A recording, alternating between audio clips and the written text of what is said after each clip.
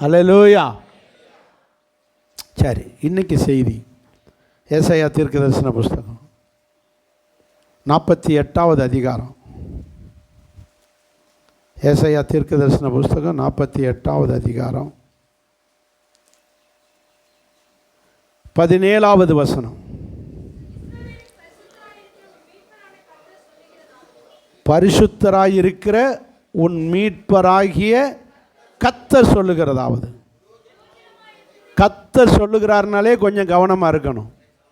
சொல்லுங்கள், யார் சொல்கிறா?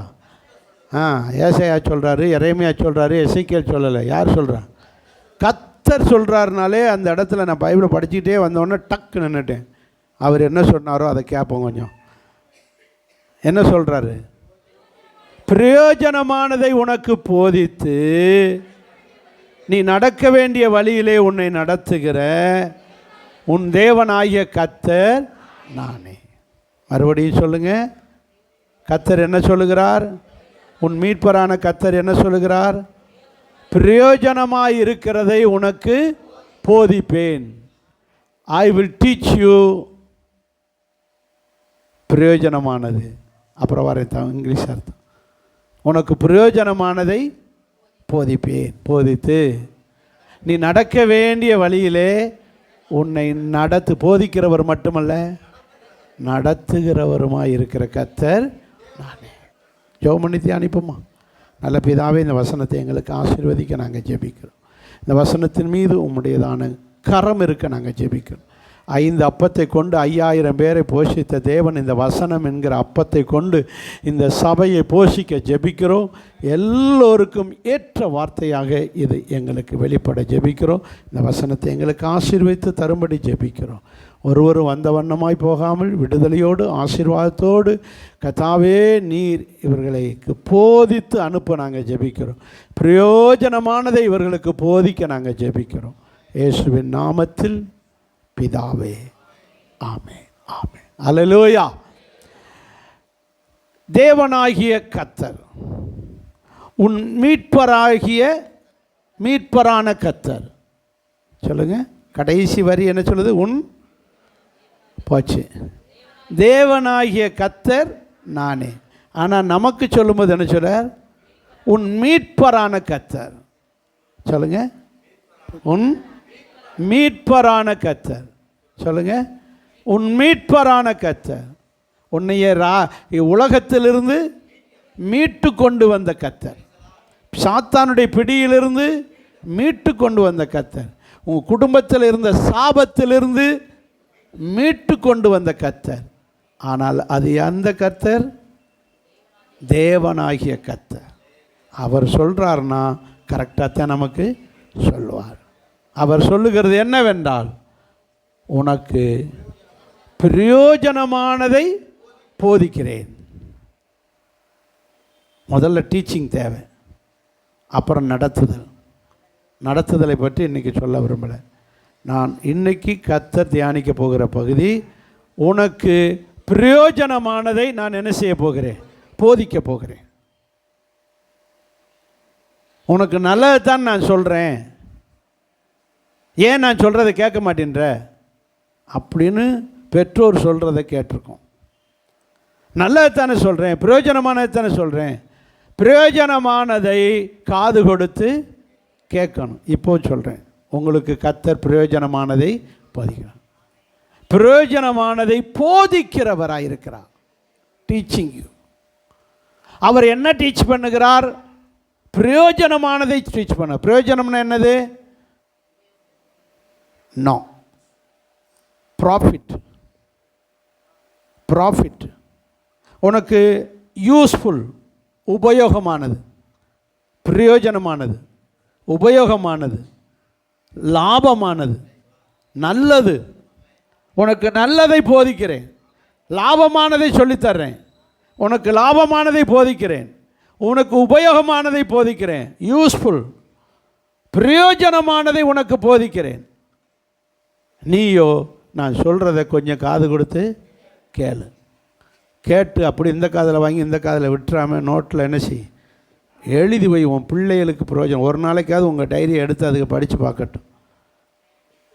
எழுதி வைப்பது நல்லது, பிள்ளைகளுக்கு அது பிரயோஜனப்படும். இதை எழுதும்போது நீங்கள் கவனிச்சே ஆகணும். ஏன்னா இங்கே கவனித்தா தான் இங்கே எழுத்து வரும். அப்போது எழுதணுன்றதுக்காகவாது கவனிப்பீங்க.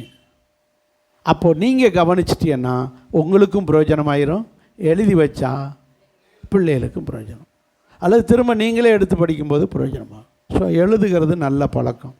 எழுதுறேன்னு சொல்லிக்கிட்டு பைபிளை பெரட்டாமல் கவனிக்காமல் இது எடுத்து வாசிக்காமல் இருக்கவும் கூடாது.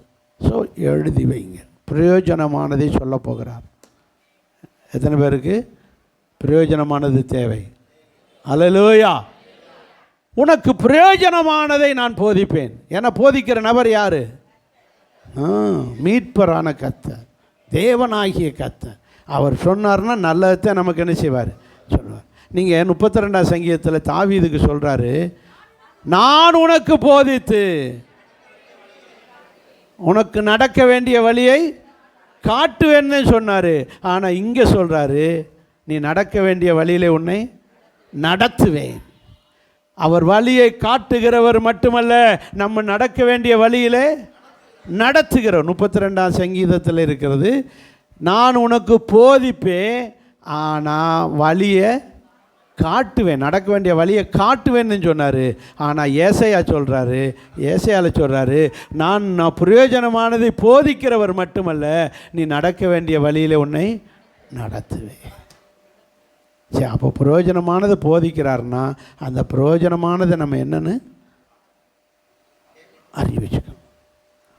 நிறைய சொல்ல போகிறதுல 3 காரியம் சொல்ல போகிறேன். பிரயோஜனமான 3 காரியம் பார்க்க போகிறோம். பிரயோஜனமானது, ப்ராஃபிட், லாபமானது அல்லது யூஸ்ஃபுல்லானது, பிரயோஜனமானதாக பார்த்து ஒரு 3 காரியம் சொல்ல போகிறார். எத்தனை பேர் சந்தோஷம்? சரி, முதலாவது காரியம் 1 தீமோத்தேயு 4ஆம் அதிகாரம் 8வது வசனம். அற்ப பிரயோஜனம், சரீர முயற்சி அற்ப பிரயோஜனம். தேவபக்தியானது இந்த ஜீவனுக்கும் இதற்கு பின்வரும் ஜீவனுக்கும் வாக்குத்தத்தமாய் இருக்கிறபடியால் எல்லாவற்றுக்கும் பிரயோஜனமானது. தேவபக்தியானது எல்லாவற்றுக்கும் பிரயோஜனமானது. அப்போ பிரயோஜனமானதை உனக்கு போதிப்பேன். எது பிரயோஜனமானது? பரவாயில்லையே, ராஜபாளையம் சபை விறுவிறுப்பாக இருக்க. அல்லையா, சொல்லுங்க பார்க்கலாம். எது பிரயோஜனமானது? தேவபக்தி. ஆனால் சரீர முயற்சி ஒன்று இருக்கு, அதுக்கும் பிரயோஜனமானது. ஆனால் அது லாங் லைஃபுக்கு பிரயோஜனமானது இல்லை, அது தொடர்ந்து பிரயோஜனமாக இருக்காது. எது சொல்லுங்க? சரீர முயற்சி அற்ப பிரயோஜனமானது. அல்லையா, சொல்லுவோமா? தேவபக்தியோ லாங் ப்ராசஸ். என்னது? மியூச்சுவல் ஃபண்டு அப்படின்னு ஒன்று இருக்குது சேமிப்பில். அது எப்படிப்பட்டது? லாங் ப்ராசஸ், கடைசி வரைக்கும் பிரயோஜனமானது. இதே போல தேவபக்தியோ இந்த ஜீவனுக்கும் இனிவரும் ஜீவனுக்கும் பிரயோஜனமானது. லாங் ப்ராசஸ், என்னைக்குமே பிரயோஜனமானது. என்றைக்கு கடைசி அந்த வார்த்தை இருக்குது, எல்லாவற்றிலும் பிரயோஜனமானது. ஸோ எல்லாவற்றுக்கும் பிரயோஜனமானது தேவபக்தி. ஆனால் சரீர முயற்சியோ அற்ப பிரயோஜனம், தற்காலிக பிரயோஜனம் அல்லது பிரசன்ட் பிரயோஜனம். சரீர முயற்சி, தேவபக்தி. இந்த தேவபக்திக்கு என்ன ஆங்கில வார்த்தை? காட்லினஸ். என்னது? காட்லினஸ். இதனுடைய சரியான அர்த்தம் ஸ்பிரிச்சுவல் ப்ராக்டிஸ் அல்லது ஸ்பிரிச்சுவல் ட்ரைனிங். ஆவிக்குரிய பயிற்சிகள். ஆவிக்குரிய பயிற்சி, சரீர பயிற்சி. அல்லையா, சொல்லுங்க பார்க்கலாம். சரீர பயிற்சி வேற, ஆவிக்குரிய பயிற்சி வேற. ஆவிக்குரிய பயிற்சி எல்லாவற்றுக்கும் பிரயோஜனமானது, உபயோகமானது, யூஸ்ஃபுல்லானது, ப்ராஃபிட் ஆனது. எது? தேவ பக்தி என்கிற ஆவிக்குரிய பயிற்சி. தேவ பக்தி என்ற அப்புறம் விளக்கி சொல்கிறேன். தேவ பக்தினா என்னன்றது அப்புறம் விளக்கி சொல்கிறேன். ஆனால் சரீர முயற்சி என்கிறது தற்காலிக பயிற்சி. அது ஒரு வகையான பயிற்சி. இப்போ உதாரணமாக பாருங்கள், வாக்கிங் போங்கன்றாங்க. எது? வாக்கிங் போகிறோம். அது என்னது? சரீர பயிற்சி. எதுக்கு? சரீரத்தை நல்லா வச்சுக்கிறது. என்ன பிரயோஜனம்? அற்ப பிரயோஜனம். சரி, காலு நொண்டியாக இருக்கான் அல்லது காலை இல்லாத இருக்கான், அவன் எந்த வாக்கிங் போய் அவன் பிரயோஜனமா? அவங்களுக்கு வாக்கிங் போனாலும் போக முடியாது. அவங்களுக்கு அப்போ வாக்கிங் போனால் தான் உனக்கு சுகம் கிடைக்கும், சுகர் கண்ட்ரோல் ஆகும் அப்படின்னா அவன் வாக்கிங் பண்ணவே முடியாது. அவனுக்கு எப்படி கண்ட்ரோல் ஆகும்? அப்போது சரீர பயிற்சி தேவை, நல்லது. ஆனால் அது சொல்லுங்க, அற்ப பிரயோஜனம். சரீர பயிற்சி தேவை, அது ரொம்ப நல்லது. டாக்டர் என் கூட நடக்கிறார், டாக்டர் தங்கமணி. அவர் என் கூட நடக்கிறார். அந்த இங்கே இருக்கார்லாம் அவர் ஆர்விக்கணும். அவர் வரும்போதே இப்படி இப்படியே தட்டிகிட்டு வர்றார். வாக்கிங்லேயே என்ன பண்ணுறாரு? இப்படி கையை தட்டிக்கிட்டே வர. நீ வேணால் வந்து பாருங்கள், நான் வீடியோ எடுத்தார். நடக்கும்போதே என்ன பண்ணுறாரு?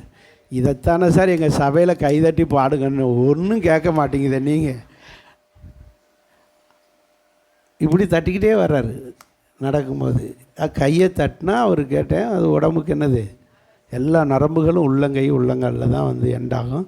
இதை தட்டினா முழு நரம்பு மண்டலமும் பாதிக்கும். ஆடா பாவிகளை, எங்கள் ஜனங்களுக்கு வந்து ஒரு வார்த்தை சொல்லிட்டு போங்க சார் அப்படின்னு நினச்சிக்கிட்டேன்.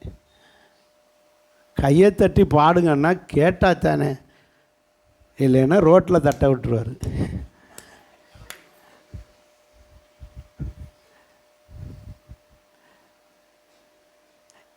இது சரீர பயிற்சி.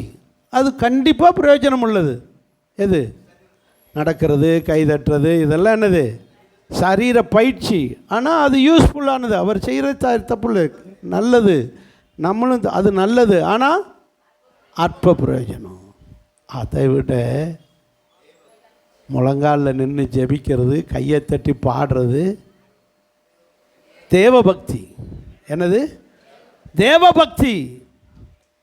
இது எல்லாவற்றுக்கும் பிரயோஜனமானது. புரிஞ்சவங்க அல்லையா சொல்ல. அப்புறம் வரேன், இந்த தேவபக்தியை விளக்கம் சொல்கிறதுக்கு வரேன். அப்போ சரீர பயிற்சி தேவை, ஆனால் பிரயோஜனம் உள்ளதான். ஆனால் அற்பம். ஒரு குறிப்பிட்ட காலத்துக்கு, குறிப்பிட்ட நாளைக்கு, குறிப்பிட்ட காரியத்துக்கு பிரயோஜனமானது. ஆனால் தேவபக்தி இருக்குதே, அது ரொம்ப ரொம்ப ரொம்ப நல்லது. அதில் 2 பெனிஃபிட் இருக்குது. ஒன்று, இந்த ஜீவனுக்கும் பிரயோஜனமானது. பின்வரும் இன்னொரு வாழ்க்கை இருக்குது, அசிங்க பார்க்கலாம். இந்த ஜீவனுக்கும் இனி வரும் ஜீவன். அது என்ன வாழ்க்கை? அதான் பரலோக வாழ்க்கை. இந்த ஜீவன், இன்னொரு ஜீவன். இந்த 2க்கும் பிரயோஜனமானது. இந்த பூமியிலும் பிரயோஜனமானது, அடுத்த பரலோகத்துக்கு போகிறோமே அங்கேயும் பிரயோஜனமானது. எது என்றால் தேவபக்தி, காட்லினஸ், ஸ்பிரிச்சுவல் ட்ரைனிங், ஆவிக்குரிய பயிற்சி. சத்தமாக ஒரு அல்லேலூயா சொல்லு. அவபக்தின்னு ஒன்று இருக்குது. என்ன பக்தி? அவபக்தி தான்.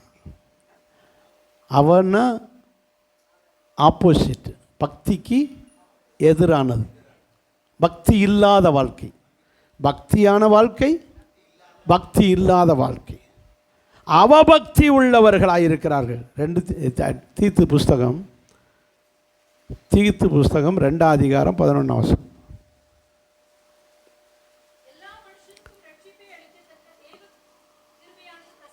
பிரசன்னமாகி அவபக்தியையும் லௌகீக இச்சைகளையும் வெறுத்து. வெறுத்து எதை வெறுக்கணும்? அவபக்தியையும் லௌகீக இச்சைகளையும் வெறுத்து தெளிந்த புத்தியும் நீதியும் தேவபக்தியும் உள்ளவர்களாய் இவ்வுலகத்திலே ஜீவம் பண்ண வேண்டும். அல்லேலூயா. இந்த உலகத்திலே ஒருவன் வாழ வேண்டும் என்றால் எப்படி வாழணும்?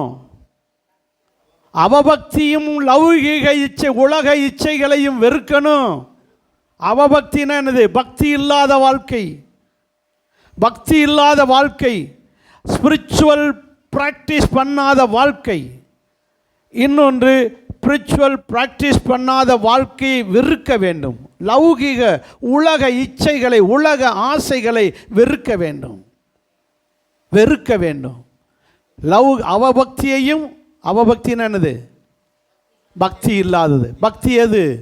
ஸ்பிரிச்சுவல், ஆவிக்குரிய ட்ரைனிங். ஆவிக்குரிய ட்ரைனிங் முதல்ல அதை சொல்லிவிட்டு அப்புறம் அதுக்கு வரேன். ஆவிக்குரிய ட்ரைனிங்னா என்ன? ஆவிக்குரிய ப்ராக்டிஸ். ஆவிக்குரிய ப்ராக்டிஸ் எக்ஸாம்பிள் என்னது? இப்போ நீங்கள் சர்ச்சுக்குன்னு வந்திருக்கீங்க, இது என்னது? தேவ பக்தி. இதை ப்ராக்டிஸ் பண்ணுறோம். ஞாயிற்றுக்கிழமை ஆனால் மற்ற நாள் 6 மணி வரை தூங்கியிருப்போம். இன்றைக்கி 6 மணிக்கு எங்கே இருக்கோம்? சர்ச்சுக்குள்ளே இருக்கோம். இதை என்ன செய்கிறோம்? ப்ராக்டிஸ் பண்ணுறோம். ஞாயிற்றுக்கிழமைனா சீக்கிரம் போகணும், சீக்கிரம் போகணும், பாட்டை ஆரம்பிச்சிருவாங்க, சீக்கிரம் போகணும், லேட்டாக போகக்கூடாது அப்படின்னு என்ன செய்கிறோம்? ப்ராக்டிஸ் பண்ணுறோம். ஆனால் சிலர் வேணும்னே லேட்டாகவே வர்றாங்க. அப்படி வராதிங்க, சீக்கிரம் வர என்ன செய்யுங்க? சொல்லுங்கள், ப்ராக்டிஸ் பண்ணுங்க, முயற்சி எடுங்க. லேட்டாக ஒரு நாள் லேட் ஆகிடலாம் ஒரு அவசரத்தில். இல்லை, வாரம் லேட்டுனா உங்களுக்கு உதவி செய்வதுன்னு அவர் லேட் பண்ணிடுவார். நீங்கள் லேட் பண்ணால் அவரும் லேட் பண்ணுவார். நீங்கள் அப்புறம் தோத்தரும் இன்னும் ஒன்றும் நடக்கலையே, தோத்தரம் கேட்டுக்கிட்டே இரு, நான் வர்றேன் பதறாம. யார் கரெக்டாக இருக்காங்களோ அவங்களுக்கு டக்கு நடக்கும். நீ லேட் பண்ண அவரும் லேட் பண்ணுவார். அப்போது சர்ச்சுக்கு போகிறது ஒரு ஆவிக்குரிய பயிற்சி, ட்ரைனிங். சர்ச்சுக்கு போகிறது ஆவிக்குரிய ட்ரைனிங். அந்த நடையிலே தெரியும், புறப்படுற விதத்திலே தெரியும். போவோம், பாட்டு பாடிக்கிட்டு தானே இருப்பாங்க, பாஸ் லேட்டாக தானே மைக்கு பிடிப்பார். அப்படி எனக்காகல, நீங்கள் 6 மணிக்கு உள்ளே இருக்கணும். 6 மணிக்கே அட்டண்டன்ஸ் எடுக்கப்படும். கம்பெனிகளெல்லாம் பாருங்கள், இப்போ என்னது? அட்டண்டன்ஸ் எடுத்துறாங்க. ரேகை வைக்கிறது எல்லாம் கை நாட்டு தான். முன்ன படிக்காமல் கையை வச்சோம், இப்போ படித்து கையை வைக்கணும். அவ்வளோ நம்ம எல்லாருமே யார் தான்? சொல்லுங்கள், கை நாட்டாக்கி விட்டாங்க. அப்போ படிக்காமல் ரேகை வச்சு தடவிக்கிட்டு இருந்தோம், இப்போ மிஷினில் போய் கையை வைக்கிறோம். வந்துட்டேன், ஆக மொத்தம் கை நாட்டு தான். ஆக தேவனுடைய பிள்ளைகளே, சரியான நேரத்துக்கு வந்தால் அரசாங்கம் அந்த கம்பெனி என்ன கொடுக்குது? சம்பளம் கொடுக்குது. கரெக்டான டைமுக்கு கத்தரை வந்து துதிச்சா கத்தர் ஆசீர்வாதம் என்ற சம்பளத்தை போடுவா. அல்லேலூயா. இதான் உண்மை. இதை என்ன செய்யணும்? பயிற்சி, தேவ பக்தி என்கிற பயிற்சி, ஆவிக்குரிய பயிற்சி. இது பயிற்சி. இதனால் என்ன நன்மை இருக்குது? என்ன நன்மை இருக்குது? ஒரு நாள் பாருங்கள், ஒரு விசுவாசி அண்ணன் தம்பி 2 பேர், தம்பி ரட்சிக்கப்படலை, அவர் வீட்டில் இருக்கார். அண்ணன் ரட்சிக்கப்பட்டு அவங்க குடும்பத்தோடு எங்கே வர்றாங்க? சர்ச்சுக்கு வர்றாங்க. தம்பி வீட்டில் இருக்கிறாரு, அவங்க சர்ச்சுக்கு வரமாட்டாங்க. அவங்க இருந்தவங்க பக்கத்து வீட்டில் என்ன வந்துருச்சு? அந்த அம்மா, பக்கத்து வீட்டுக்காரம்மா பெருக்கி குப்பையை இங்கே தள்ளி விட்டுருச்சு இவங்க வீட்டுக்கு. உடனே இந்த சிஸ்டர் என்னச்சு, வீட்டுக்காரர் எழுந்திரிச்ச உடனே சொல்லி பாருங்கள், பக்கத்து வீட்டுக்காரி பெருக்கி குப்பையை எங்கே தள்ளியிருக்கா? நம்ம வீட்டுக்கு தள்ளியிருக்கா. எத்தனை தடவை சொல்லியாச்சு, அவள் கேட்க மாட்டேன்னு, நீங்கள் தான் கொஞ்சம் கேளுங்க அப்படின்னு. அவர் எழுந்திரிச்சு போய் கேட்டால் தகராறாகி அவர் போனோடனே அவங்க வீட்டுக்காரர் அங்கிட்டு வந்துட்டார். ஆக மொத்தம் ஆம்பளைகளுக்குள்ள என்ன ஆயிடுச்சு? சண்டை ஆகி அடிதட்டி ஆகி அப்புறம் வீட்டுக்குள்ளே கிடக்கிற ஒரு கம்பை எடுத்து அடித்து அவனுக்கு என்ன ஆகிப்போச்சு? மண்டையை உடச்சி, கையை உடச்சி போலீஸ் கேஸ் ஆயிடுச்சு. போலீஸ் கேஸ் ஆனால் இவர் கையில் ஆயுதம் இருந்ததுனால அடித்து போலீஸ் கேஸு. பெட்டிஷன் கொடுக்கும்போது இவங்க அண்ணன் தம்பி 2 பேரும் சேர்ந்து தான் என்னை அடித்தாங்க அப்படின்னு யாரையும் சேர்த்துருச்சு, சர்ச்சுக்கு போன விசுவாசியும் சேர்த்து பெட்டிஷன் கொடுத்துட்டேன். விசாரணை நடக்குது, கோர்ட்டில் கேஸ் நடக்குது, விசாரணை உடைக்குது. வக்கீல் வாதாடுறாரு, இல்லை அடித்தது என் தம்பி மட்டும்தான், நான் அடிக்கலை. நான் அன்னைக்கு ஞாயிற்றுக்கிழமை நான் காலையில் எங்கே இருந்தேன், நான் சர்ச்சில் இருந்தேன். நீங்கள் வேணால் எங்கள் சர்ச்சு விசுவாசிகள்கிட்ட பூரா கேட்டுக்காங்க, எங்கள் பாஸ்டர்கிட்ட கேட்டுக்காங்கன்னு சொன்ன உடனே அந்த கேஸில் இவர் ஜெயித்தார். அப்போ பார்த்தீங்களா, சர்ச்சுக்கு போகிறதுன்னு ஒரு ஒரு ஒரு ஒரு இங்கே வந்தாரா என்பது அது அடுத்த பிரச்சனை. கூட்டத்தில் தெரிஞ்சா வந்தாரா என்னன்னு. ஆனால் அந்த சர்ச்சுக்கு நீ ஞாயிற்றுக்கிழமைனா கிறிஸ்தவன்னா எங்கே தான் போயிருப்பான், சர்ச்சில் தான் இருப்பான்ற ஒரு இதில் இவர் என்ன செய்யப்படுகிறார், விடுவிக்கப்படுகிறார். இவர் விடுவிக்கப்படுகிறார். இவர் விடுவிக்கப்படுவதும் இல்லாமல் அவர் கொடுத்த கேஸே பொய்யாகி போச்சு.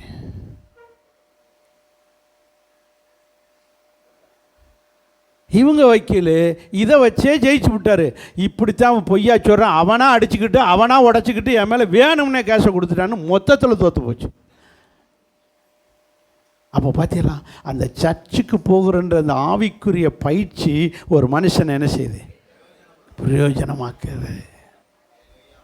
இப்படித்தான் ஒரு தேவனுடைய பிள்ளை ஒரு காரியத்தை பிரயோஜனமாய் செய்யும்போது அது ஆவிக்குரிய அந்த தேவ பக்தியானது எல்லாவற்றுக்கும் இங்கே வந்து கைதட்டி பாடி துதித்து மனசில் இந்த பாரம்லாம் இறங்கி விடுதலையாகி போகிறோம். இங்கிட்டும் பிரயோஜனம், அங்கிட்டும் பிரயோஜனம். ஸோ தேவ பக்தியானது எல்லாவற்றுக்கும் என்ன செய்யுது, பிரயோஜனம். இது ஒரு ப்ராக்டிஸ். எது, சர்ச்சுக்கு போகிறதுனால வர்ற ப்ராக்டிஸ். சரி, ஜெபம் பண்ணுறோம். இங்கே வந்து என்ன செய்கிறோம் சொல்லுங்கள், ஜெபம் பண்ணுறோம். ஜெபம் பண்ணுறது ஒரு ஆவிக்குரிய ப்ராக்டிஸ், ஸ்பிரிச்சுவல் ட்ரைனிங். வீட்டில் போய் ஜெபம் பண்ணுறோம், வீட்டில் சொல்லிக் கொடுக்குறோம், ஜெபம் பண்ணித்தான் சாப்பிடணும். காஞ்ச மாடு கம்பில் விழுந்த மாதிரி டபக்கு டபக்குன்னு பிளேட்டில் கண்ட உடனே திங்கக்கூடாது, என்ன பண்ணிட்டு தான் சாப்பிட்ணும். ஏன்னா நம்ம அதை கல்யாண ஃபங்க்ஷனில் பரிமாறும்போது இலையில் முதல்ல எதை வைப்பாங்க, ஸ்வீட்டு அப்படி இதெல்லாம் வச்சோன்னா கை நம்மளால் இருக்கவே முடியாது. நம்ம என்ன செஞ்சிடும், தன்னால் கை அங்கே போயிடும் ஸ்வீட்டுக்கு. அப்படி இருக்கக்கூடாது. ஒரு விசுவாசி என்ன செய்ய பழகணும், ஆண்டவரை வச்சதுக்காகவும் தோத்திரம், வந்துக்கிட்டு இருக்கிறதுக்காகவும் தோத்திரம், எல்லாத்துக்கும் தோத்திரம் பண்ணி ஒரு ஜெபம் பண்ணி அப்புறம்தான் என்ன செய்ய பழகணும். வச்சிருக்கிறதுக்காக இலையில் வச்சிருக்காகவும் தோத்திரம், இன்னும் வந்துக்கிட்டு இருக்கிறதுக்காகவும் தோத்திரம், மொத்தமாக ஜெபம் பண்ணிவிட்டு சாப்பிட பழகணும். சும்மா வச்ச உடனே டபக்கு டபக்கு டபக்குன்னு பக்கத்து இலையை பார்த்துட்டு இப்படி ஜெபம் பண்ணி பழகிற ஒரு நல்ல ப்ராக்டிஸ். இது ஒரு தேவ பக்தியான படம். இது ஒரு ப்ராக்டிஸ் பண்ணி பழக்கணும். நீங்களும் ஜெபிக்கணும், உங்கள் பிள்ளைகளையும் ஜெபிக்க வைக்கணும். ஒரு வீட்டில் இப்படி தான் ஒரு தகப்பனார் என்ன செஞ்சிட்டாரு, வீட்டில் அன்றைக்கி ஸ்பெஷலாக செஞ்சுருக்கு. அப்போ நம்ம சாப்பாடை கொண்டு வர்றதுக்கு முன்னாடி அந்த பொரிச்ச ஐட்டத்தை முன்னாடி வச்சிருச்சு. வச்ச உடனே ஆர்வ கோளாறில் அந்த தகப்பனார் என்ன செஞ்சிட்டார், டபக்குன்னு எடுத்து தின்னுட்டார். தின்ன உடனே பிள்ளைகள் கேட்டுருச்சு, டேடி இன்னும் ஜெபம் பண்ணாமல் தின்றிய.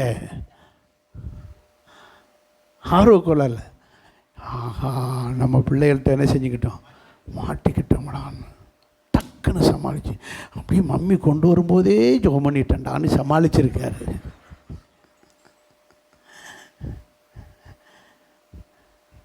இப்படித்தான் என்ன செய்ய வேண்டியிருக்கு, ஜெபம் பண்ணிட்டேன், அதான் நான் பார்த்தேன்.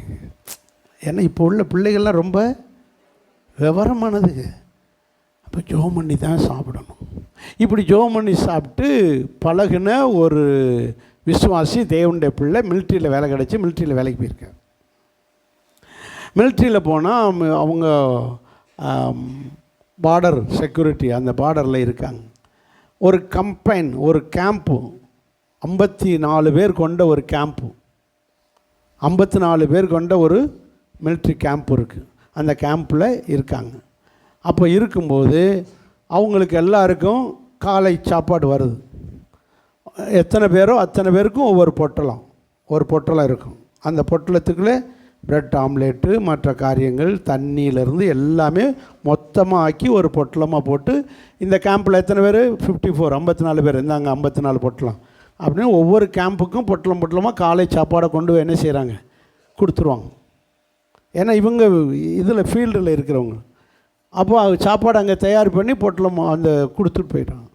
அப்போ இவங்க ப்ரேயர் முடிச்சுட்டு குளிச்சுட்டு என்ன இது பண்ணிவிட்டு சாப்பிட போகிறாங்க. அப்போது ஒவ்வொருத்தருக்கும் அவங்களுடைய சாப்பாடு டைம் வந்தோடனே ஒவ்வொருத்தருக்கும் ஒவ்வொரு பொட்டலம் கொடுக்குறாங்க. எல்லோரும் பொட்டலத்தை பிரித்து சாப்பிட போகிறாங்க. சாப்பிட போகும்போது நம்ம விசுவாசியுடைய பழக்கம் என்ன சொல்லுங்கள்? ஜெபம் பண்ணிச்சு. இவர் பொட்டலத்தை பிரிக்கிறதுக்கு முன்னாடி ஜெபம் பண்ணி பிரிப்போன்னு சொல்லி ஜெபம் பண்ணுறார் சாப்பாட்டுக்கு. அவர்கிட்ட ஒரு நாய் உண்டு பழக்கம். இந்த நாய் என்ன செஞ்சது? இந்த பொட்டலத்தை தூக்கிட்டு ஓடிடுச்சு. எதை? இவர் கண்ணை மூடி ஜெபிக்கிற நேரத்தில் இந்த பொட்டலத்தை தூக்கிட்டு இந்த நாய் என்ன செய்யுது? ஓடுது. இவர் கண்ணை திறந்து பார்க்குறாரு, என்னது? பொட்டலத்தை காணோம். ஒன்று பொட்டலத்தை எது தூக்கிட்டு ஓடுது? நாய் தூக்கிட்டு போகுதுன்னு. நேற்றுத்தான் ஒரு நாயை பார்த்தோம். அல்ல இல்லையா சொல்லுங்கள்? ஏசுநாதர் கானானேஸ்திரி என்னன்னு சொன்னார்? பிள்ளையின் அப்பத்தை அது என்ன நாயின்றது நேற்று வந்தவங்களுக்கு தெரியும். அல்லேலூயா.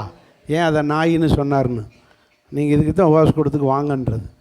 வர்றீங்களா? சரி போட்டோம். அது யார் நாய், அதை ஏன் நாயின்னு சொன்னார்னா நான் வந்து இப்போ இந்த நாய் என்ன செய்யுது? பொட்டலத்தை இப்போ எக்ஸ்ட்ரா பொட்டலமும் இல்லை.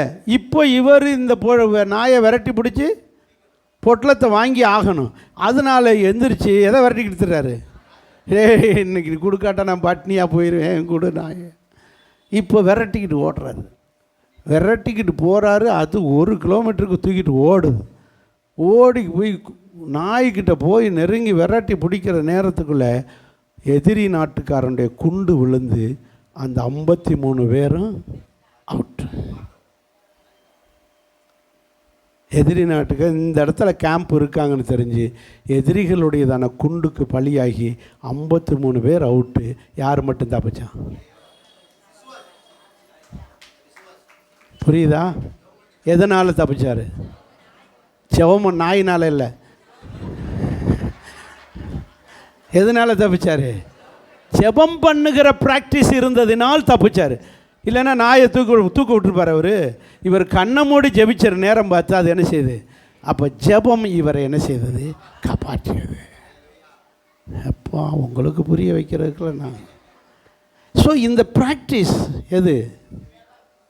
ஆவிக்குரிய ப்ராக்டிஸ் எல்லாவற்றுக்கும் பிரயோஜனமானது. இப்போ இந்த மனுஷனை காப்பாற்றியிருக்கு. இந்த ஒரு மனுஷன் மட்டும் தப்பிச்சிட்டான். ஜெபம் நம்மளை காப்பாற்றும். ஜெபம் பண்ணுற பழக்கம் இது ஒரு சின்ன சாதாரண பழக்கம் தான். சாப்பாட்டுக்கு முன்னாடி என்ன பண்ணுற பழக்கம்? ஜெபம் பண்ணுற பழக்கம் தான். ஒரு சின்ன ப்ராக்டிஸ் தான். ஆனால் அது எவ்வளோ பெரிய ஆபத்திலிருந்து நம்மளை காப்பாற்றிருக்கு பாருங்கள். இதுபோல் நம்மளை ஒவ்வொருத்தரையும் காப்பாற்றும். ஆமேன். அல்லேலூயா. ஒரு தண்ணி குடித்தா கூட என்ன செய்யணும்?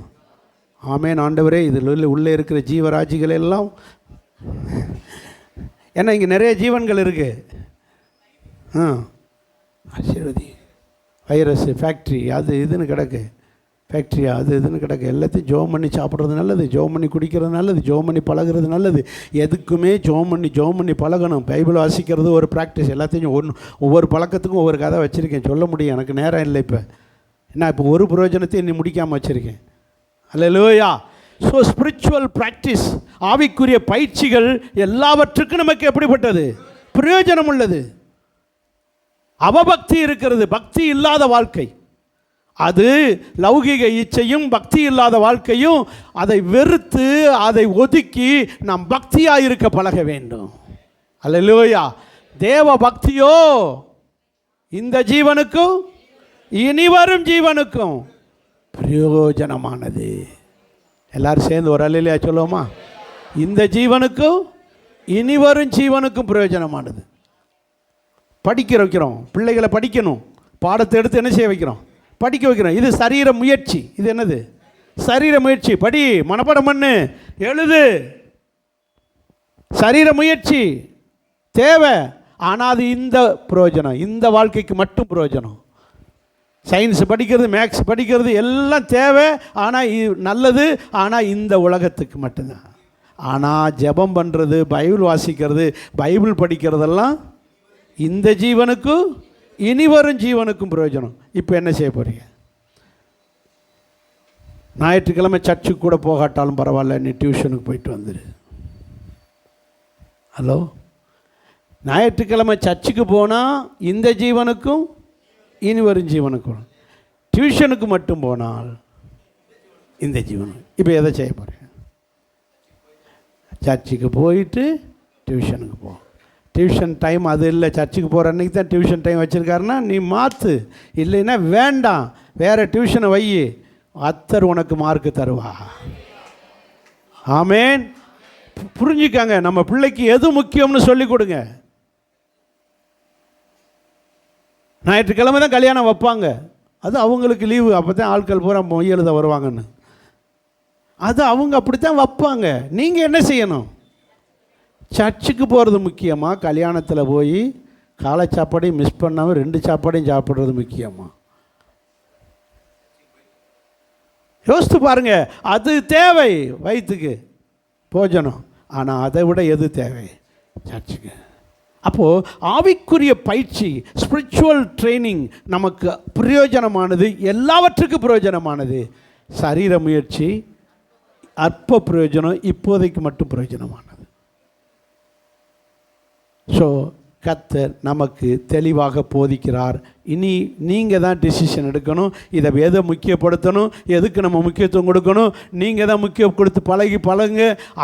அது எதுக்கு முக்கியத்துவம் கொடுக்குறோமோ அதுக்கு தக்கனதான் உங்களுக்கு ஆசீர்வாதம். அல்லையா சொல்லுவோமா? எதுக்கு முக்கியத்துவம்? ஜெபம் பண்ணுறது, பைபிள் வாசிக்கிறது, சர்ச்சுக்கு போகிறது, காணிக்கை கொடுக்கறது, தசமாகம் கொடுக்கறது, மற்ற காரியங்கள் எல்லாத்துலேயும் பார்த்துக்கங்க. எதுக்கு முக்கியத்துவம் கொடுக்குறோமோ அதை பொறுத்து தான் நம்முடைய வாழ்க்கை ஆசீர்வாதமாக இருக்கும். அற்ப பிரயோஜனத்துக்கு முக்கியத்துவம் கொடுக்குறோமா, எல்லாவற்றுக்கும் பிரயோஜனமானதுக்கு முக்கியத்துவம் கொடுக்குறோமான்றதை நீங்கள் ப்ராக்டிஸ் பண்ணுங்கள். கர்த்தர் சொல்லுகிறது, உன் மீட்பராகிய கர்த்தர் சொல்லுகிறார், பிரயோஜனமானதை உனக்கு போதிக்கிறேன். எது பிரயோஜனம்னு புனிய எடுத்துக்கங்க. நம்பர் 2, 2வது காரியத்தை பார்ப்போம். வாசிங்கள். தீத்து புஸ்தகம் 3ஆம் அதிகாரம் 8வது வசனம். தேவ பக்தியானது எல்லாவற்றுக்கும் பிரயோஜனமானது. 2வது, இந்த வார்த்தை உண்மை உள்ளது. இந்த வார்த்தை உண்மை உள்ளது. எந்த வார்த்தை?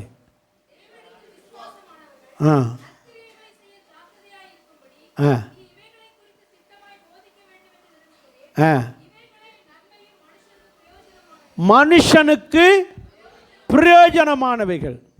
சத்தமாக ஒரு அல்லையா சொல்லுங்க. இப்போ நீங்கள் வாசித்தீங்கன்னா ஒன்றுமே புரியாது. மனுஷனுக்கு பிரயோஜனமான எது? மனுஷனுக்கு பிரயோஜனமானது. கண்ணை கட்டி காட்டில் விட்ட மாதிரி இருக்கா? புரியாது. நான் சொல்கிறேன், கவனிச்சு. இவைகள் எப்படி சொல்லியிருக்கு? கடைசி வரியை பாருங்கள். இவைகளோ, இவைகளே நன்மையும் மனுஷனுக்கு பிரயோஜனமானது. எவைகள்? எவைகள்? மேலேருந்து சொல்லுங்கள், மேலேருந்து வாசிங்க. தேவனிடத்தில் விசுவாசமாய் இருக்கிறவர்கள். சொல்லுங்கள், தேவனிடத்தில் விசுவாசமாய் இருக்கிறவர்கள். தேவனிடத்தில் விசுவாசமாக இருக்கிறவங்க மட்டும் அல்லையா சொல்லுங்கள். உங்கள் இருதயம் கலங்காது இருப்பதாக. யார் சொன்னா? நான் போக போகிறேன், நான் போக போகிறேன், பிதாட்ட போக போகிறேன் அப்படின்னு சொன்னோன்னு, ஐயோ உங்களை நம்பி 3 வருஷமாக வந்து நிற்கிறோம், எங்களை விட்டுட்டு போறீங்களா? போயிடாது. நோ, நான் போய் உங்களுக்கு ஒரு ஸ்தலத்தை ஆயத்தம் பண்ணுவேன். அப்புறம் அதனால் நான் வந்து மறுபடியும் உங்களெல்லாம் என்ன செய்வேன்? சேர்த்துக்கிருவேன். நீங்கள் தேவனிடத்தில் விசுவாசமாக இருங்க. அது வரைக்கும் என்னிடத்தில் தேவனிடத்தில் எப்படி இருங்க? விசுவாசம். அப்போ தேவனிடத்தில் நாம் எப்படி இருக்க வேண்டும்? விசுவாசமாக இருக்க வேண்டும். இப்போ தேவனிடத்தில் விசுவாசமாய், ஏசப்பாட்ட விசுவாசமாய் இருக்கிறவர்கள் செய்ய வேண்டிய ஒன்று இருக்கிறது. என்ன சொல்கிறார் பாருங்க, தேவனிடத்தில் விசுவாசமாக இருக்கிறவர்களே நற்கிரியைகளை செய்ய ஜாக்கிரதையாக இருக்கும்படி இனி திட்டமாய் போதிக்க விரும்புகிறேன். எப்படி எப்படி எப்படி திட்டமாய் போதிக்க விரும்புகிறேன். புரியுதா வசனம் புரியுதா? அல்லையா சொல்லுங்க பார்க்கலாம். யாருக்கு போதிக்கிறாரு? யாருக்கு சொல்றாரு? விசுவாசமாக இருக்கிறவர்களுக்கு. விசுவாசமாக இருக்கிறவங்க மட்டும் அல்லையா சொல்லுங்க. விசுவாசமாக இருக்கிறவர்களே உங்களுக்கு திட்டமாய் போதிக்கிறேன். என்ன போதிக்கிறேன்? நீங்கள் நற்கிரியைகளை செய்து பழகுங்கள். அப்படி செய்தால் உங்களுக்கு நன்மையும், சொல்லுங்க, நன்மையும் பிரயோஜனமானதாக இருக்கு. அப்போ விசுவாசமாக இருக்கிறவர்கள் செய்ய வேண்டிய ஒரு காரியம் இருக்கு, பிரயோஜனமான காரியம், நன்மையான காரியம். என்னது? யார் செய்யணும்? நீங்கள் எல்லாரும் செய்யணும்னு சொல்லலை, தூங்குறவங்க மட்டும் இல்லையா சொல்லுங்க. பார்த்தீங்களா, நான் யாரை நினச்சி சொல்லணும்னு சொன்னால் அவர் இன்னும் தூங்குறாரு. அல்லேலூயா. கர்த்தர் சொல்கிறாரு, நற்கிரியை செய்யுங்கள். என்ன செய்யுங்க? நற்கிரியை செய்யுங்கள், அது உங்களுக்கு நன்மையும் பிரயோஜனமானது. யார் செய்யணும்? விசுவாசமாக இருக்கிறவர்கள். அப்போ விசுவாசமாக இருக்கிறவர்கள் நல்லது எல்லாரும் செய்கிறாங்க. ஊர் உலகம் செய்யுது. லயன்ஸ் கிளப், ரோட்டரி கிளப்லாம் என்னத்துக்கு வச்சுருக்காங்க சொல்லுங்க? எத்தனையோ கிளப்பு வச்சுருக்காங்களே பணக்காரங்களாக சேர்ந்து. என்ன செய்கிறாங்க? பணக்காரங்களாக சேர்ந்து காசு விரித்து மக்களுக்கு என்ன செய்கிறாங்க? நல்லது செய்கிறாங்க. கண்ணை கெடுத்ததே இவங்க தான். அப்புறம் கண் சிகிச்சை முகாம் நடத்துவாங்க. நல்ல சம்பளத்தை கொடுக்காம, உழைச்சது கேட்ட நல்ல சம்பளத்தை கொடுக்காம அவனுக்கு கண்ணை கெடுத்துவிட்டு அப்புறம் என்ன செய்வாங்க? கண் சிகிச்சை முகாம் நடத்தி கொடுப்பாங்க. ஒழுங்காக சம்பளத்தை கொடுத்து சாப்பாடு போடாமல் அப்புறம் இலவச சாப்பாடு போடுவாங்க. இது இது இது இது பணக்காரங்களுடைய சேட்டை. அல்லையா சொல்ல மாட்டேங்குது. அவங்களும் நல்லதான் செய்கிறாங்க, உலகமும் நல்லது தான் செய்யுது. உலகத்தில் நல்லது செய்கிறவங்க நிறைய பேர் இருக்காங்க, நன்மை செய்கிறாங்க. அல்லையா சொல்லுங்க.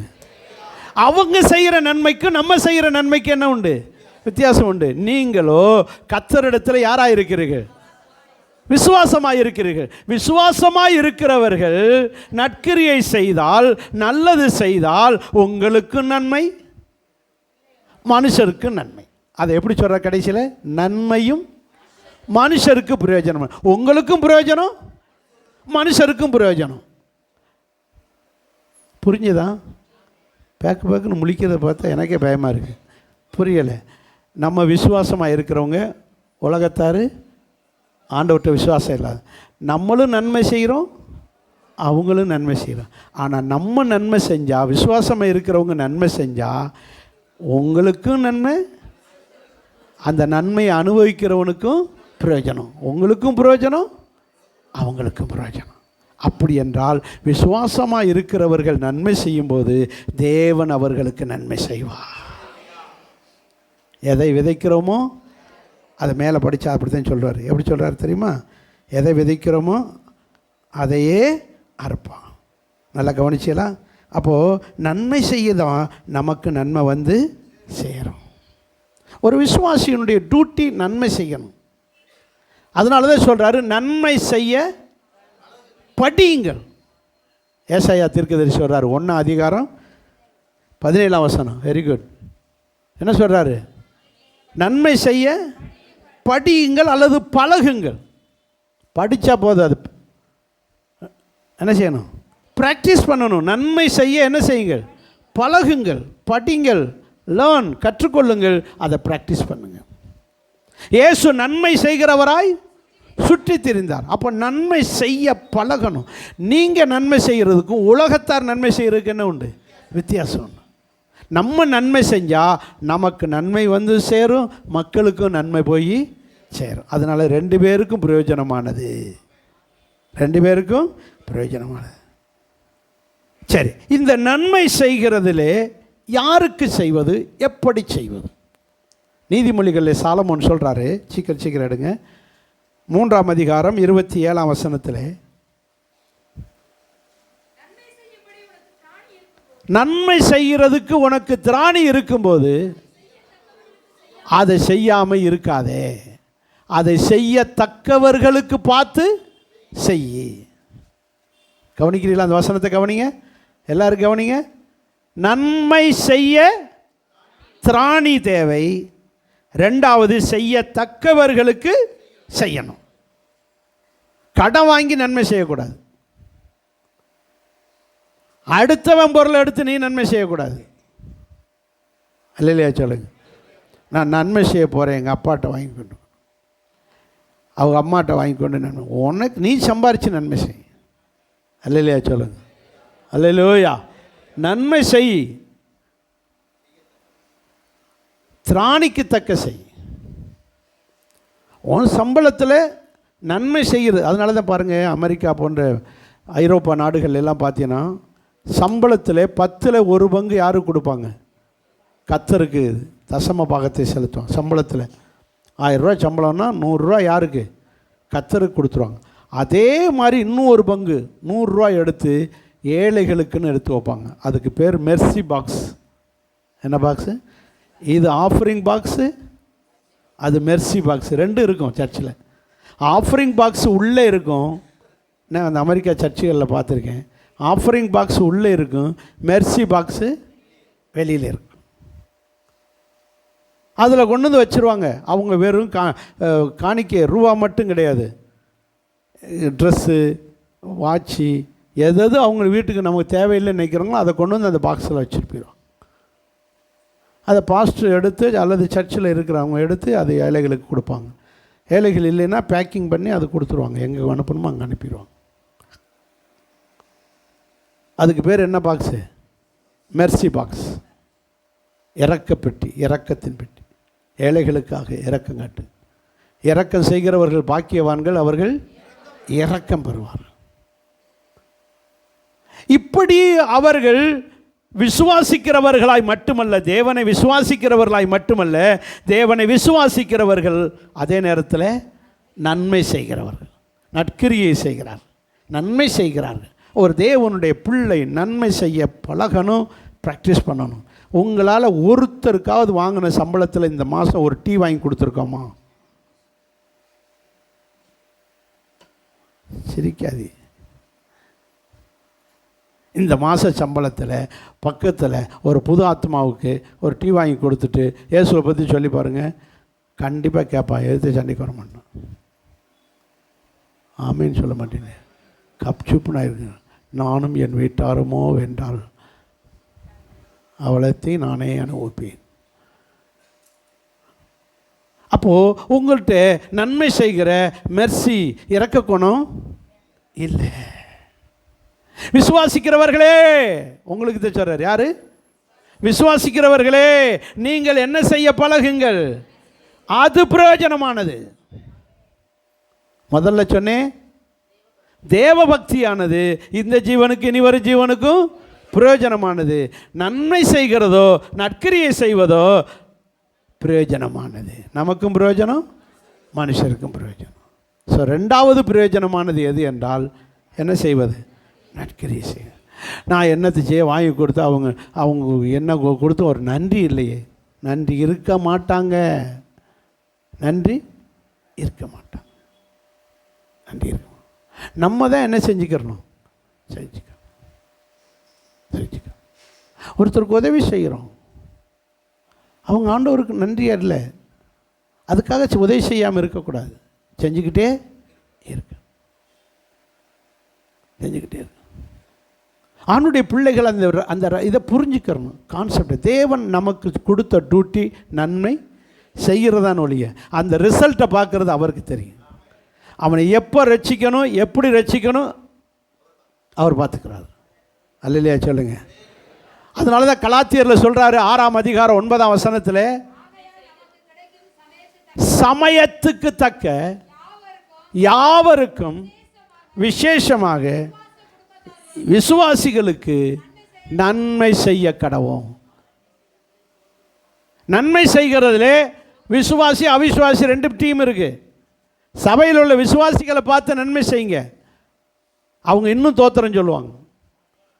இல்லையா, விசுவாசிகள் எல்லோரும் நல்லா இருக்காங்களா? அவிசுவாசிக்க செய்யுங்க. ஆனால் டோட்டலாக நம்ம என்ன செஞ்சுக்கிட்டே இருக்கணும்? ஏன்னா நம்ம தேவனை விசுவாசிக்கிறோம். தேவனை விசுவாசிக்கிறவர்கள் நன்மை செய்ய பழகுங்கள், படியுங்கள், நன்மை செய்து கொண்டே இருங்கள், யாவருக்கும் செய்யுங்கள், விசேஷமாக விசுவாசிகளுக்கு செய்யுங்க. கண்ட சகோதரனிடத்தில் அன்பு கூறாதவன் காணாத தேவனிடத்தில்.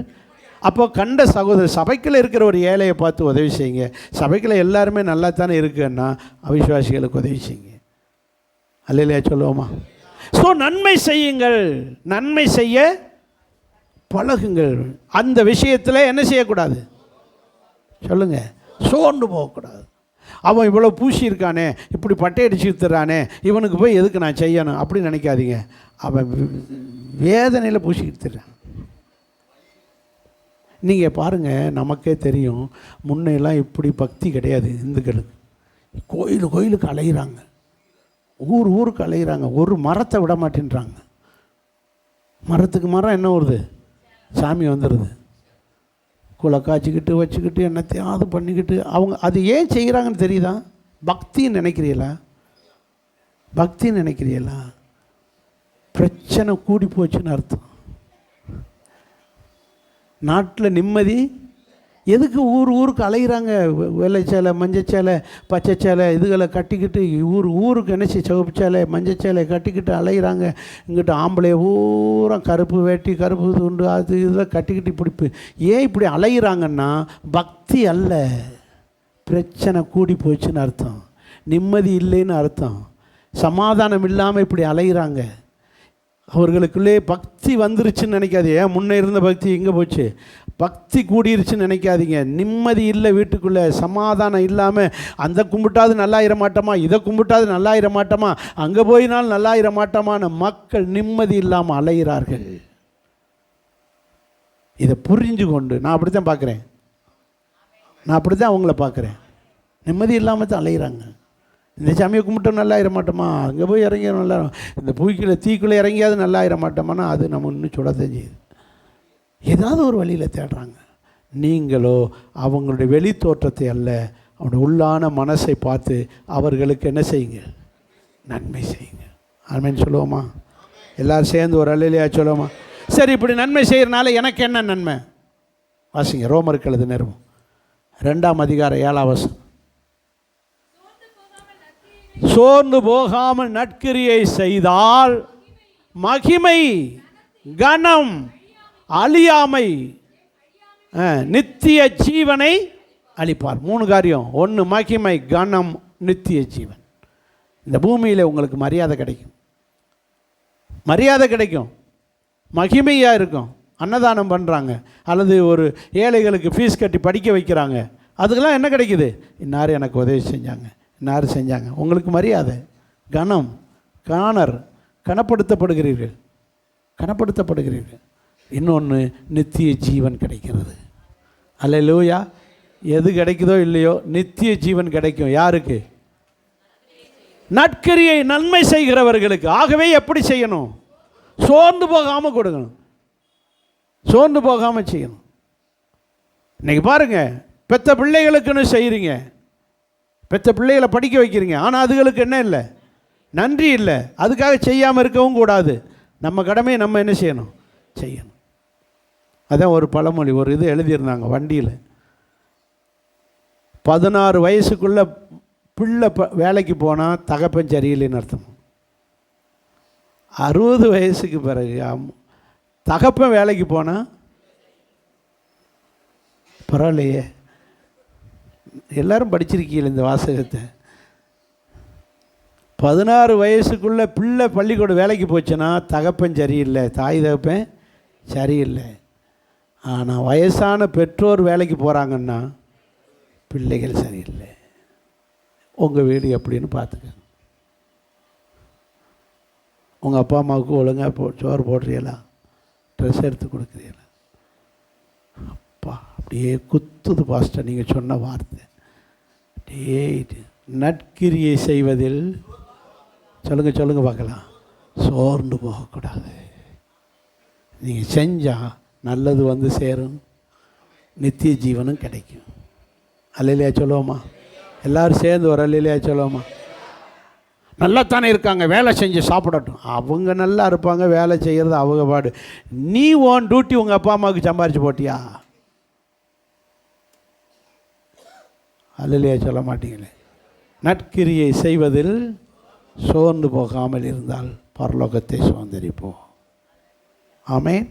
மூணாவது பிரயோஜனமானது, முதல் பிரயோஜனமானது தேவபக்தி, ரெண்டாவது பிரயோஜனமானது நற்கிரியை செய்ய, மூணாவது ஐயோ சீக்கிரம் முடிக்கிறாரா அப்படின்னு முறைக்காதீங்க. வாசிங்க எபிரேயர் நிருபம் 12ஆம் அதிகாரம் 10ஆம் வசனம்.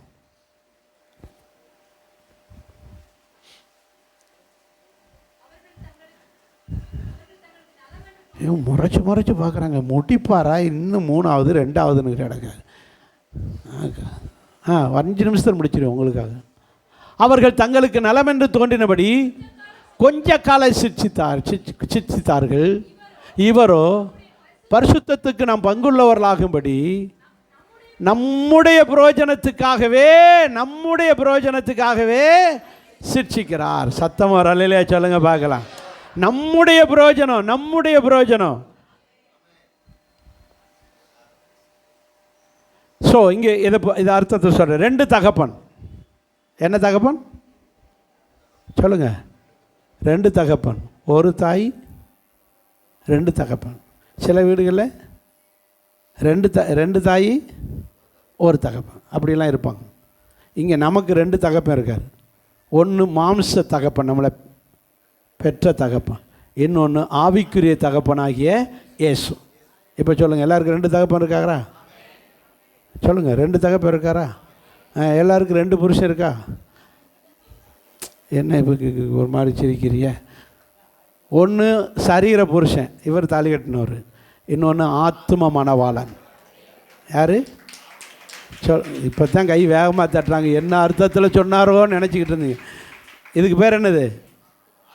எல்லாருக்கும், பொம்பளைய மட்டும் இல்லை, நம்ம எல்லாருக்குமே ஆத்ம மணவாளன். அதனால் நமக்கு 2 புருஷன். ஆத்ம மணவாளன், நம்முடைய ஆத்மாவுக்கு மணவாளன். இவர் மண்டே போட்டோன்னே கழட்டிடுவோம் தாலியை. அது கலட்டவே முடியாது. நித்திய மணவாளன். இல்லையா சொல்லுங்கள் பார்க்கலாம். சரி, அப்படியே போனால் இன்ட்ரெஸ்ட்டாக போயிடுவாங்க. சைடில் வருவோம். 2 தகப்பன். ஒன்று சரீர தகப்பன், நம்மளை பெற்ற தகப்பன். இன்னொன்று ஆத்ம தகப்பன். சொல்லுங்கள், இந்த ஆத்மாவுக்கு தகப்பன். சரி, இந்த தகப்பன் சிட்சிக்கிறது. வாசிங்க, இப்போ வாசிங்க, புரியும். கொஞ்ச காலம் சிட்சிக்கிறான். நல்லது ஏதோ அதை சொல்லிடு. படிச்சியாடா? ஹோம்ஒர்க் எழுதுனியா? என்ன இன்னும் சாப்பிடாம இருக்க? அரை இட்லி இப்படியே கொறிச்சிக்கிட்டு உட்காந்துக்கிட்டு இருக்க. 2 போட்டு சாப்பிட வைக்கிறாங்க அம்மா அப்பா. ஏன்னா சிச்சை. அதுக்கு பேர் என்னது? சிச்சை. எதுக்கு சிட்சிக்கிறாங்க? நலமானது. எதுக்கு? சும்மா அடிப்பாங்களா? உங்கள் அப்பா அம்மா சும்மா அடிப்பீங்களா? உங்கள் பிள்ளைகளை சும்மா அடிப்போமா? ஒழுங்காக சாப்பிடாட்ட அடிப்பீங்க, ஒழுங்காக தூங்கட்ட, சும்மா விளையாண்டுக்கிட்டு இருந்து அடிப்பீங்க, பாடத்தை எடுத்து படிக்கட்ட அடிப்பீங்க. ஏதாவது ஒரு பிரயோஜனமானது காரியத்துக்கு என்ன செய்வோம்? கொஞ்சம் பிரயோஜனமாக இருக்கிற கொஞ்ச காலம் சிட்சித்தார்கள். எதுக்காக? தங்களுக்கு நலமானதுன்னு தோன்றினதுனால் அடிக்கிறார்கள், சிட்சிக்கிறார்கள். அப்போது மாமிச தகப்பனே நலமானதுக்கு மட்டுமே அடிக்கிறார்கள், சிட்சிக்கிறார்கள். புரிஞ்சவங்க அல்லையா சொல்லுங்க? மாமிச தகப்பனும் நலமானதுக்கு மட்டுமே சிட்சிக்கிறார்கள். இவரோ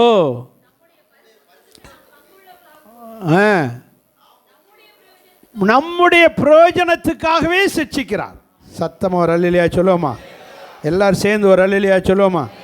அதுக்கு முந்தின வசனம் 9ஆம் வசனத்தை பாருங்கள். நம்முடைய சரீரத்தின் தகப்பன்மார்கள் நம்ம சிட்சிக்கும் போது அவர்களுக்கு அஞ்சி நடந்துக்கிறோம். சரிப்பா, இனிமேல் நான் படிச்சிடறேன்ப்பா, இன்னும் ஹோம்ஒர்க் எழுதுகிறேன் மம்மி, நான் இனிமேல் சாப்பிட்றேன்னு சொல்லி அவங்க சிட்சித்த உடனே என்ன செய்கிறோம்? சாப்பிடாட்டா சூடு போடுவேன். சீக்கிரம் வாங்க வாயில், சுடாத சாப்பிட்றேன். அப்போது அவர்களுக்கு அஞ்சி சொல்லுங்கள், உடனே அவங்களுக்கு நலமானதாக இருக்கிறனால சூடு வைக்கிறாங்க, அடிக்கிறாங்க.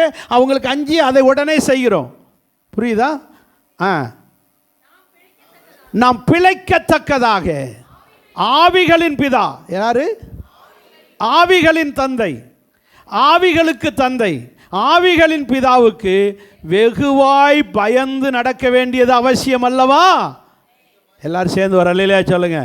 நம்முடைய ஆவிகளின் பிதாவாகிய நம்முடைய ஏசப்பாவுக்கு அஞ்சி பயந்து அவர் சிட்சிக்கும் போது நாம் நல்ல பிரயோஜனமாக தான் நம்மளை சிட்சிக்கிறார் என்று புரிந்து நாம் பின்பற்ற வேண்டியது அவசியம். எந்த சிட்சையும் 11ஆம் வசனம், எந்த சிட்சையும் தற்காலத்தில் அது சந்தோஷமாக இருக்காது. என்ன ஜோமன், நான் சர்ச்சுக்கு போய் எனக்கு இப்படி தான் நடந்துக்கிட்டே இருக்குது, எனக்கு தான் இப்படி வருது. சிட்சை சந்தோஷமாக இருக்காது. ஆனால் பழகினவர்களுக்கு நீதியையும் சமாதானத்தையும் தரும். அல்லையா சொல்லுங்க பார்க்கலாம். அன்னைக்கு நான் கஷ்டப்பட்டது நல்லது தான், இன்றைக்கி நிம்மதியாக இருக்குது, இன்றைக்கி என் பிள்ளைகள் நல்லா இருக்குது, என் குடும்பம் நல்லா இருக்குது. அன்னைக்கு எங்கள் அப்பா அம்மா அடித்து டியூஷன் படிக்க வச்சாங்க, எல்லாத்தையும் ஹோம்ஒர்க்கை முடிச்சுட்டு தான் தூங்கணும்னு சொன்னாங்க. நான் ஒழுங்காக அன்னைக்கு சிரிச்சிக்கும் போது கஷ்டமாக இருந்துச்சு, இன்றைக்கி எல்லாம் ஒழுங்காக எழுதி படித்தனால எனக்கு இவ்வளோ மார்க்கு, இப்படி ஒரு வேலை கிடைச்சது, இன்றைக்கி நல்லா இருக்கேன் என்று பின் நாட்களிலே அவர்களுக்கு சமாதானத்தையும் ஆசீர்வாதத்தையும் கொண்டு வருகிறது. ஸோ சிட்சை ஆரம்பத்திலே துக்கமாக இருக்கும், ஆனால் பின்னாட்களில் சமாதானமாக இருக்கும். சிட்சை நல்லது, சிட்சை பிரயோஜனமானது, சிட்சை பிரயோஜனமானது. அதைத்தான் சொல்கிறாரு. எதுக்கு பிரயோஜனமானது? பரிசுத்தத்துக்கு பிரயோஜனமானது. சிட்சை எதுக்கு பிரயோஜனமானது? ஏன்? நம்மளை சீர்படுத்துது. இப்படி செய்யக்கூடாது, இதை செஞ்சால் கர்த்தர் அடிப்பார், இதை செய்யக்கூடாது, இதை செஞ்சதுனால தான் இன்றைக்கி எனக்கு இப்படி ஆகிப்போச்சு, இனிமேல் நான் ஒழுங்காக இருக்கணும் அப்படின்னு சில தீர்மானம் எடுத்து நம்மளை பரிசுத்தமாய் வாழ உதவி செய்கிறது கர்த்தருடைய சிட்சை. அல்லேலூயா சொல்லுங்க. நான் பரிசுத்தராக இருக்கிறது போல நீங்களும் பரிசுத்தராக இருங்கள். 1 பேதுரு 1:14-15. முன்னே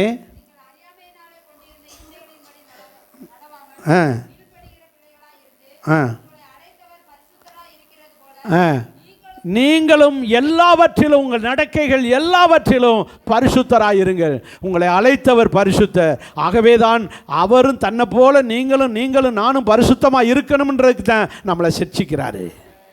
அப்போ சிட்சை பிரயோஜனமானது. ஏன்னா அது அவரை போல நம்மளை யாராக வாழ உதவி செய்து பரிசுத்தமாய் வாழ உதவி செய்கிறது. அப்போ பரிசுத்தமாய் வாழ நமக்கு சிட்சைகள் அவசியம். அது சமாதானமாக இருக்கும், நீதியாக இருக்கும், ஆசீர்வாதமாக இருக்கும். ஸோ 3 காரியம் பிரயோஜனமானது. 1 தேவ பக்தி, 2 நற்கிரியை செய்வது, 3 சிட்சைகளை சகிப்பது. எழுந்திருப்போம்.